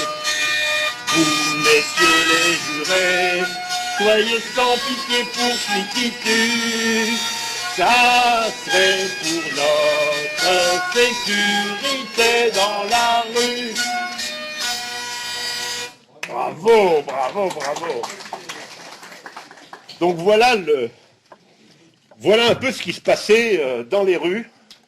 Lorsqu'on vendait ces complaintes criminelles, on exhortait le public à les chanter lorsqu'elles étaient de taille modérée. Vous voyez que là, on est dans un format très bref, 3 couplets, un refrain. On est dans le format d'une chanson, une chanson actuelle, si je peux dire. Alors, la complainte, elle est mourue. Elle est mourue, la complainte. Donc la complainte, vous l'avez compris, c'est un média, elle transmet des nouvelles, c'est un média typé, daté. Et il vieillit, enfin j'illustre d'abord ça avec une citation de Sébastien Mercier, un parricide, un empoisonneur, un assassin. Le lendemain, que dis-je, le jour même de leur supplice, enfantent des complaintes qui sont chantées dans tous les carrefours et composées par les chanteurs du Pont-Neuf. Alors le Pont-Neuf, c'était le rassemblement des chanteurs à Paris, à tel point qu'au XVIIIe, on parlait parfois d'un Pont-Neuf pour désigner une chanson. Est-ce que tu as écouté le dernier Pont-Neuf? C'était le lieu de rassemblement des chanteurs sous l'Ancien Régime. Alors, attends, je vais revenir. Donc, les canardiers faisaient des complaintes très rapidement. On raconte qu'ils écrivaient le dernier couplet en double. Une version avec la condamnation à mort, une version avec la perpétuité. Et au dernier moment, hop, hop, et hop, et hop, c'est fait. Alors voici un extrait des mémoires d'un criminel de chez moi. Alors chez moi, il n'y a pas que des criminels, mais celui-là, il était dans l'Allier. Je me souviens du jour fatal de ma condamnation lorsque je sortis du palais de justice. Il y avait foule sur la place. Au milieu d'un rassemblement, un camelot chantait. Il chantait une complainte d'une voix gémissante. 6 vers, A, B, B, A, C, C. Écoutez tous en silence, braves gens du Bourbonnais, le récit de ce forfait dont chacun demande vengeance. Talabar sera vengé, l'assassin est condamné. Le papier était imprimé avant que le verdict fût prononcé. Bon, l'assassin est condamné, ça n'engage pas trop. À mort ou à perpète, les deux marchent. Là, c'est la forme qui passe partout. Donc, ça allait très vite. Alors, voici un exemple d'échange entre la presse et les canardiers. Les canardiers font de la mauvaise poésie, donc la presse se moque d'eux. 1, 2, 3, 4, 5 complaintes sur Tropman. Cet homme assassinera donc les gens même après sa mort. On dit les complaintes, c'est vraiment tuant, quoi. Voici le dernier couplet d'une de ces complaintes, ces chansons. C'est idiot comme une complainte parbleu. Sur la place de la Roquette, en face le 186, Tropman a été obsiste, on lui a coupé la tête. Et même sur l'échafaud, il a mordu monsieur le bourreau. Vrai, personne ne regrette ce monstre un peu trop brutal, si ce n'est le petit journal. Alors, c'est comment dire, on voit la paille dans l'œil du voisin et pas la poudre qu'on a dans le sien. C'est-à-dire que le canardier vend du crime, ça le fait vivre, et là il est en train de dire, le petit journal, il était triste que Tropman soit exécuté parce qu'il ne pourrait plus parler de lui dans ses lignes. Bon, c'est un combat en miroir, mais là le canardier dit... personne ne regarde, c'est les journalistes qui regardent parce qu'ils veulent vendre des numéros du petit journal. Alors, un média qui apparaît autour du début du siècle, c'est la carte photo. Carte postale photographique. On imprime une photo avec au dos le dispositif tout prêt pour écrire l'adresse. Regardez ça, le gars il montre un trou. Le crime des Chézeaux, le trou où était enterré le cadavre. Et si vous retournez la carte, il y a peut-être écrit à samedi ma chérie, je t'embrasse. C'est étonnant. J'en vois souvent en vente sur des sites de vente de cartes postales, et lorsqu'il y a le recto et le verso, c'est impressionnant. Agréable séjour à tel endroit, et de l'autre côté, Et j'en ai vu une, alors je ne l'ai pas achetée parce qu'elle était trop chère, c'était la photo d'un gars. Et à côté, il y avait une main qui avait écrit « C'est la photo de celui que je suis allé voir exécuter la semaine dernière. Ma chère sœur, tu me diras si tu as bien reçu cette carte, car les gens la volent dans les bureaux de poste. » Donc c'était dire l'intérêt, encore une fois pour l'image, quoi. Donc ça, c'était un média qui a amené de l'image, donc qui concurrençait le Canard. Alors évidemment, il y a une certaine presse qui a concurrencé le Canard. Le Petit Journal, encore une fois, il ne faut pas qu'il y ait de journalistes dans la salle. Le Petit Journal, tous les jours, 1 million d'exemplaires. Vous imaginez, un journal aujourd'hui, combien est-il? C'est pas 1 million, hein. Donc là, voilà, ça fait peur. Et puis, bien sûr, à côté, il y a Détective. J'ai été élevé par ma grand-mère qui vendait des journaux dans un petit village de l'Allier, et elle vendait en particulier Détective. Et donc j'ai pratiquement appris à lire dans Détective, ce qui explique peut-être quelque chose. Bon, alors Détective, ouais, c'est crapoteux, mais quand même, vous savez qui a eu l'idée de Détective? J'ai mon papier parce que je ne me rappelle jamais. C'est un gars qui s'appelle Joseph Kessel. Oui. Vous savez qui a mis l'argent pour faire paraître Détective? Gaston Gallimard. Et les premiers collaborateurs, des types inconnus, Pierre Macorlan, Georges Simenon, Paul Morand, Jean Cocteau.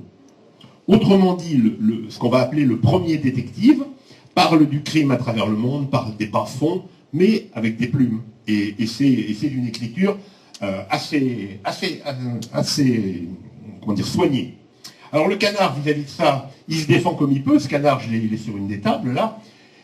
Ben, comme les canards sont souvent imprimés en douce dans les imprimeries des journaux, les canardiers vont récupérer les clichés photographiques qui ont illustré la presse. Donc ce canard, il est très typique de ce que pouvait être un canard du 19e avec des bois gravés, sauf qu'il met de la photo. Et donc, le canard essaie de se mettre au goût du jour. Alors il y a quelque chose qu'il n'arrive pas à faire, c'est la couleur. Parce que là, il faut avoir des moyens d'impression. Et il n'y a que quelques canardiers parisiens qui peuvent faire des canards en couleur. Alors ça, c'est des petits formats. La complainte de Bruno, je ne sais pas si je l'ai mis, voilà, ou l'assassinat de Sadi Carnot. Alors là, il y a de la couleur, et ça les canardiers ne peuvent pas rivaliser avec ça. Alors, et il y a également un autre élément qui combat les canardiers, c'est le changement du goût musical. Ces gars-là, ils ne vont pas chanter une complainte de 53 couplets. Eux, ils sont sur le format 3 couplets, un refrain et basta, quoi. Donc, il y a un changement du goût musical qui veut des choses beaucoup plus courtes. Et donc, la complainte va s'adapter avec des refrains et en raccourcissant. Et petit à petit, disparaît le nom de la victime. le lieu. Ça n'est que dans le titre. Je crois que j'en ai mis un, l'horrible crime de tel endroit. Et dans la complainte, il n'y a pas de nom, il n'y a pas de lieu. Il y a juste le titre qui dit ça. Donc en fait, on ne dit plus le nom du suspect ou du coupable. Voilà. Et donc, c'est encore une fois la route vers la chanson réaliste. Alors, pourtant, ce média disparaît, mais là, on va toucher à quelque chose d'un peu assez profond. Comment ça se fait qu'on a encore besoin de ça? Qu'est-ce que j'entends par besoin? Eh bien, ça, c'est vieux, ça, c'est vieux.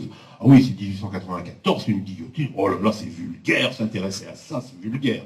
Sauf que, ça, c'est une revue qui paraît en kiosque aujourd'hui.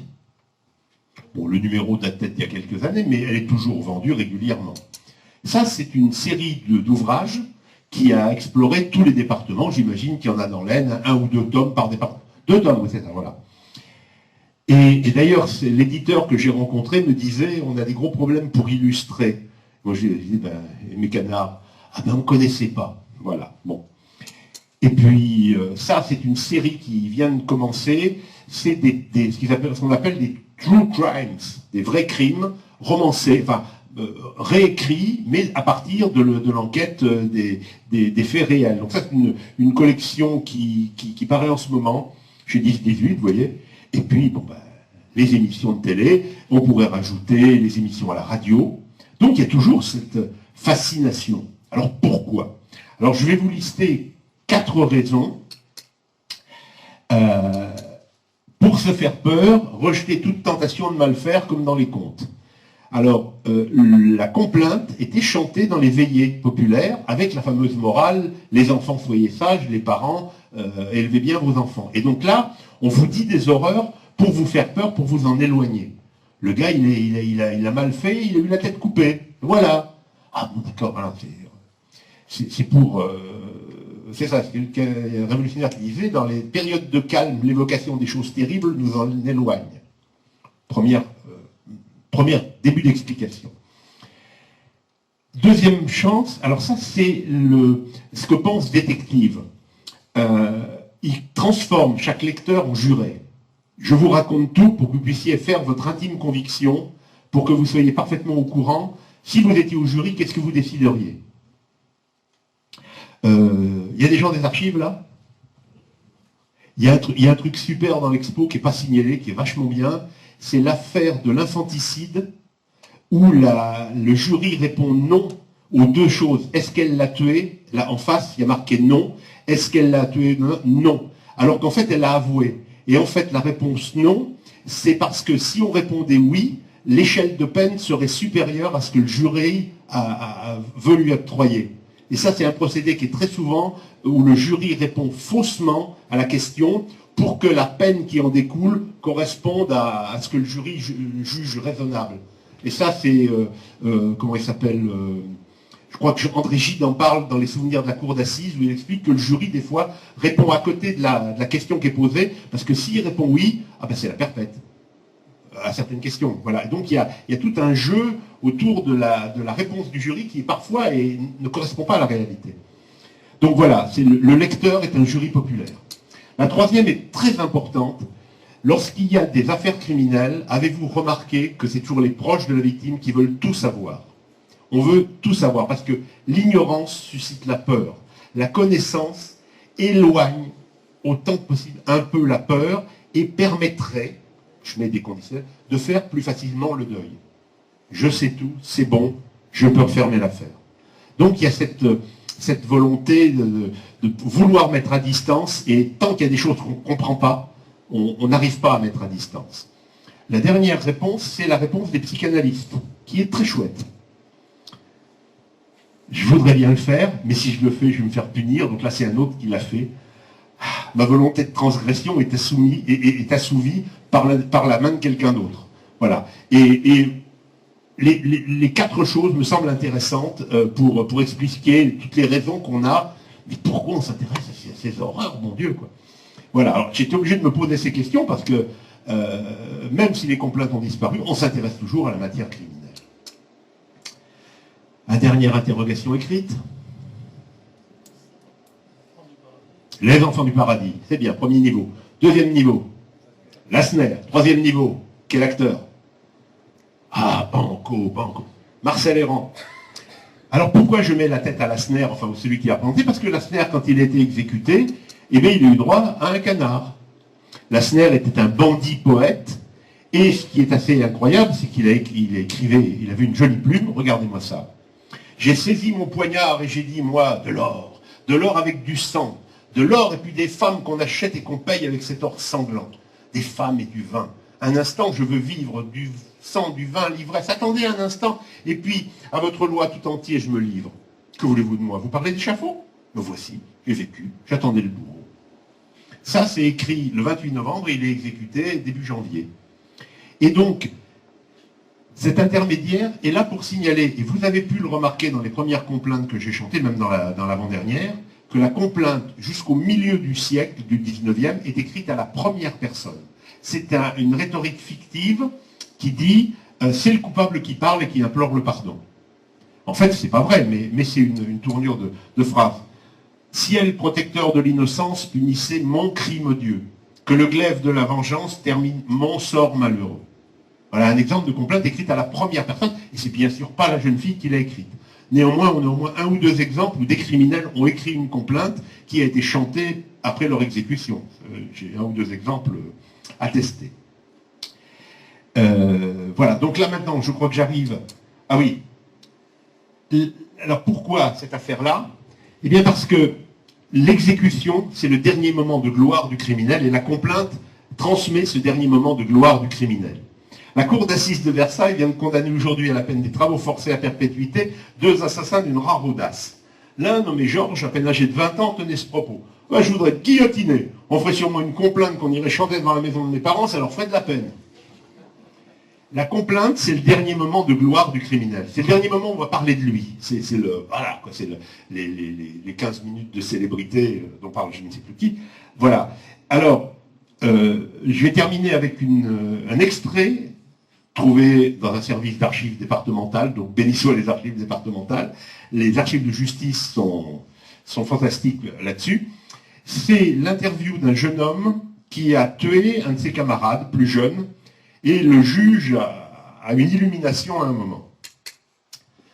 On a trouvé sur vous une complainte sur l'exécution d'une personne qui en a fait mourir beaucoup d'autres. Quand et pourquoi vous étiez-vous procuré cette complainte? C'était à la foire de Maulne, je ne sais plus à quelle époque, mais c'était antérieurement à la mort de Duverger. J'en ai acheté un exemplaire parce que j'ai vu beaucoup d'autres personnes en acheter. Illumination. En lisant et en conservant cette complainte, ne pensiez-vous pas que si vous faisiez parler de vous par une action extraordinaire, on ferait aussi une complainte sur vous? Cette pensée ne vous flattait-elle pas? C'est pas moi qui ai tué Duverger. Autrement dit, il ne répond pas. Et je pense que le juge avait mis le doigt sur quelque chose. Ce gamin voulait être célèbre, et il pensait qu'en tuant son camarade, ça ferait sa célébrité. Ben, fugacement, dans le cadre de cette conférence ou dans le cadre de mon bouquin, oui, mais ça va pas très loin quand même. Alors, pour terminer, vous vous doutez bien qu'on va pas se terminer comme ça, avec des paroles. Encore une petite chanson. Ben oui, dame. Et là, c'est une chanson, c'est une évocation d'une affaire criminelle que vous connaissez, je pense, tous et toutes. Et je vais essayer de l'évoquer à travers des complaintes. C'est pas long et ça me tient à cœur. Alors, donc, il n'y a pas de journaliste dans la salle. Qu'est-ce que c'est qu'un marronnier? Un marronnier, c'est un article de remplissage où on répète toujours la même chose, toujours à la même époque. Ah, bah, il y a le muguet, ah, bah, c'est l'été, bah, il fait chaud, voilà. Et donc, je vous emmène au mois d'août de l'année 1933, et il n'y a rien à dire dans les journaux, ils enfilent les perles. Alors oui, il y a ce congrès national machin à Nuremberg, mais ça n'intéresse personne, vraiment personne. Donc, on n'en parle pas, donc les journaux sont vides. C'est l'été. C'est une gentille fillette, elle babille déjà doucement, elle porte sur sa petite tête tout l'espoir de ses vieux parents. Tous deux ne travaillent que pour elle, pour lui assurer son avenir, sans penser qu'un jour la cruelle, pour les voler les ferait mourir, et c'est cependant le remerciement qu'ils eurent quand elle eut 18 ans. Et alors le vendredi 25 août, le petit Parisien, il tient un crime. Donc il fait sa une, l'affaire de la rue de Madagascar. connaissez tous l'affaire de... Ah bon. Oui, c'est parce qu'il y a un truc. Comment nomme-t-on une affaire criminelle? Est-ce que c'est la victime, le petit Grégory? Est-ce que c'est le coupable, l'affaire Dominici? Est-ce que c'est le lieu, le crime de Bruyant en Artois? J'utilise des affaires récentes pour vous montrer que, voilà, il n'y a pas de constant. Et donc, l'affaire de la rue de Madagascar, un mécanicien et sa femme ont été victimes d'un empoisonnement criminel. Et donc, l'affaire de Madagascar va vite changer de nom parce qu'on cherche la fille des victimes qui a disparu. Elle empoisonna ses parents, la méchante Violette Nozière, se riant de leur calvaire, pour leur soutirer de l'argent, sans pitié pour les blancs cheveux de ceux qui la mirent au monde. Cette gosse vagabonde a commis ce crime monstrueux. Alors Violette Nozière est arrêtée très rapidement, le 28, à Paris. Des gens la reconnaissent à partir des photos qui avaient été diffusées et préviennent la police. Et elle reconnaît immédiatement les faits. Et donc, les faits, c'est qu'elle a commis le crime ultime. À l'époque, c'est le parricide. Une fille qui tue son père, c'est le crime ultime. Et tout de suite, la presse se répand en détail sur la vie dissolue de cette jeune criminelle qui a des amants, qui se drogue, qui se prostitue, qui vole ses parents. Et donc, il y a unanimement, toute la presse est contre elle, et toute l'opinion publique est contre elle. Un crime affreux soulève l'indignation des familles entières, car il dépasse d'horreur et de passion notre imagination. Une jeune fille à qui ses vieux parents consacrèrent leur tendresse vint les voler, cette gueuse traîtresse, en les empoisonnant. Violette Nozière, assassin, aux filles de rien, tu tues à ton père. Mais par bonheur le poison, comme par raison, épargne à ta mère. Pour défendre son mari, l'aurait pu sali par sa propre noce, sans remords comme sans merci, c'est atroce. Sa mère se remet très vite, elle n'était que peu empoisonnée, et vous voyez, dès le 2 septembre, le crime s'est découvert le 25, donc ça va très vite, il y a eu une confrontation. Alors là, ce qui est intéressant, c'est de voir comment la presse s'écrit à cette époque-là. On fait de la prosopopée, c'est-à-dire qu'on fait parler les personnages, on invente des citations qui correspondent à peu près à l'esprit, mais on n'a pas de preuve que les mots aient été dits. « Je ne te pardonnerai qu'en priant sur ton tombeau, dit la malheureuse femme à sa fille. »« Pardon, pardon, implorait la criminelle. Oui, quand tu seras morte, répondait l'épouse justicière. » Vous voyez, c'est du mélodrame, quoi. Et tout ça, c'est sur Gallica, vous pouvez consulter ça, c'est des titres vraiment incroyables qui sont très éloignés de la presse d'aujourd'hui. On la traîne devant sa mère, afin d'une confrontation, et pas d'une air face contre terre, elle implore en vain son pardon. Tue-toi, c'est quand tu seras morte, qu'alors tu seras pardonnée, dit la pauvre vieille qu'on emporte, douloureuse et le cœur brisé, aussi maintenant tout le monde attend le juste et sévère châtiment. Violette, Violette, pourquoi vis-tu encore? C'est magnifique, enfin, c'est vraiment des formules. Donc là, c'est là où résidait le talent journalistique à l'époque, des choses d'écriture qui sont vraiment très évocatrices. Et donc, les chansonniers s'emparent du fait divers et utilisent les airs à la mode. Alors là, à l'instant, c'était Quand on s'aime bien tous les deux, Vincent Scotto. Et puis l'autre que j'ai fait, c'était C'est une chanson dans la nuit. Je vais vous en faire une dans quelques minutes, c'est du Gris. Et bien sûr, La Pimpolaise. Un double crime abominable par une jeune fille tout comme nous. Mais l'affreux monstre imperturbable ne veut rien dire de précis. À chaque question, Violette répond. Oui, c'est moi, la seule coupable. Je vous le jure, monsieur le président, personne d'autre n'est responsable de l'empoisonnement de mes parents. Lorsqu'on aborde le mystère de ces terribles accusations, même lorsque sa pauvre mère l'accable de malédiction, à cette question, Violette répond. Peu m'importe qu'on me condamne, Si je dois mourir en prison, que Dieu me pardonne ou me damne, je maintiens mon accusation. Alors c'est quoi cette accusation? Eh bien, dès le début, et c'est attesté dans tous les journaux, dès le début, Violette a révélé que son père avait s'occupé d'elle, si j'ose dire, depuis ses 12 ans. Et c'est globalement, les journaux disent à ça, c'est un peu facile comme raison, c'est un peu facile comme excuse. Et même au procès, elle ne pourra jamais en parler. Lorsque son avocat tentera d'en parler, on dira, mais enfin, on ne parle pas de ces choses-là, voyons. 1900, crime en 33, procès en 34. Voilà, c'est juste pour apprécier. Voilà. Et donc, Violette Nozière, ayant tué son père, va au procès, et en octobre 34, et l'opinion publique lui promet la guillotine. Ô pauvres parents malheureux, victimes de cette gueuse, votre triste mort affreuse est toujours là devant nos yeux. La méchante vous a ravi, à la foule qui vous estime, il faut par la guillotine, elle expie ce crime odieux. C'est un verdict impitoyable qui vient de frapper l'accusé. La folie n'est pas la coupable, rien ne pouvait plus l'excuser. À l'audience, une pauvre mère a pardonné pour son époux, et gravissant l'horrible calvaire, c'était son enfant malgré tout. Et la maman se la présente, dit pour de long, tout en pleurant.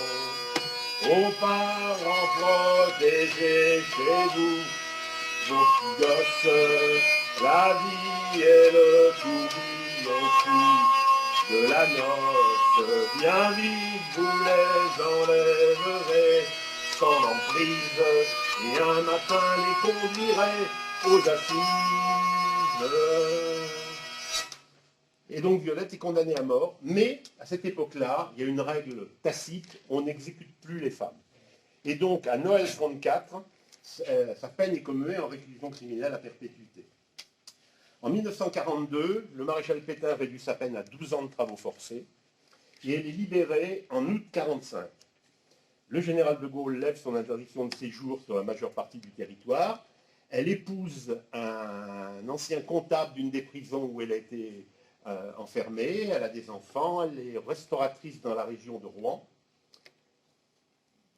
Ça me fait toujours ça. Et en mai 1963, Violette est réhabilitée par la cour d'appel de Rouen et retrouve un casier judiciaire vierge. C'est un cas unique dans l'histoire de la justice française. Elle a fini sa vie avec un casier judiciaire vierge et elle est morte en novembre 66, elle est enterrée pas très loin de chez moi. Et c'est le même avocat qui était stagiaire en 1934, qui a obtenu la réhabilitation en 1963. Et donc, ben voilà, la messe est dite, si j'ose dire, si cette affaire se déroulait de nos jours, peut-être qu'un coup de fil au bon moment changerait les choses, mais c'était en 1934, et voilà, parce que Violette a tué son père, et qui l'a jugé? Un jury populaire, composé exclusivement de pères de famille. Donc, l'affaire se mord la queue, elle a attenté à la famille, et c'est le père de famille qui va dire la loi, et donc, à part les surréalistes qui ont pris sa défense, tout le monde était contre elle, du Figaro, et même des journaux d'extrême droite en disant bah, elle va contre l'ordre établi à l'humanité parce que le père était un bon cheminot, donc un ouvrier, donc un héros de la classe ouvrière. Voilà. Donc tout le monde était contre elle. Alors est-ce que les chansons disent ce que je dis, qu'on n'a pas regardé cette affaire d'inceste plus en détail? Ben, écoutez celle-là. La foule se pressera au procès, réclamant la vengeance. La parricide à l'oreille empayée sera vite oubliée. Il faudrait en reparler cependant, pour que dans les familles, contre le vice on défende nos filles. Souvenez-vous parents, la loi condamne et puis les enfants maudits et toutes les justices. Mais ne pourrait-on songer à les protéger, les sauver du vice? Elle fit la noce à 12 ans, n'est-ce pas pourtant une victime en somme? Ceux qui la condamnent à présent sont des hommes. La loi condamne et punit les enfants maudits fait toute justice. Mais ne pourrait-on songer à les protéger, les sauver du vice? Elle fixe la noce à 12 ans, n'est-ce pas pourtant une victime en somme? Ceux qui la condamnent à présent sont des hommes. Merci.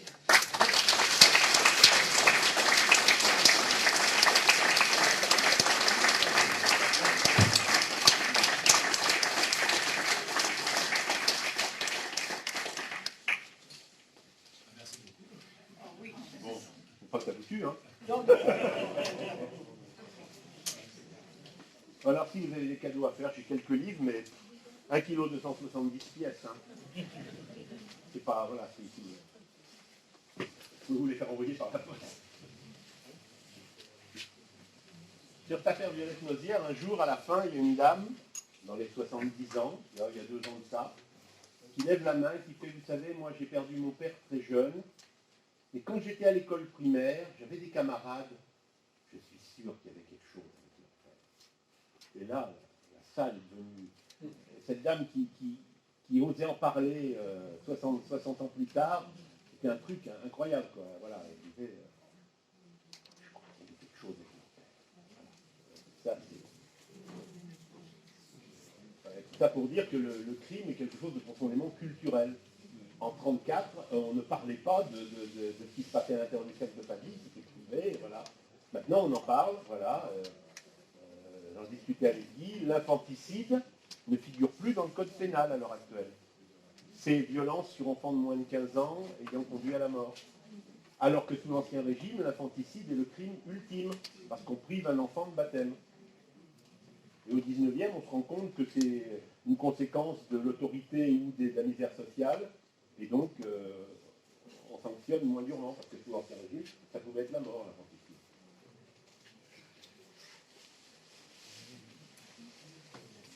Ben voilà, si vous avez des questions, j'essaierai de répondre à côté.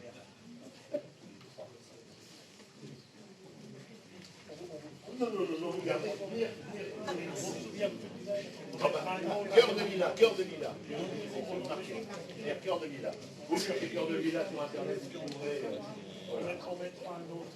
Je peux faire un autre frère. Le Cœur de Lila, il faut jamais pour le faire coller. Il y a des moments où c'est un peu.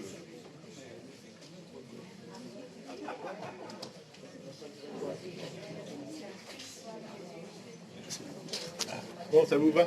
Très bien.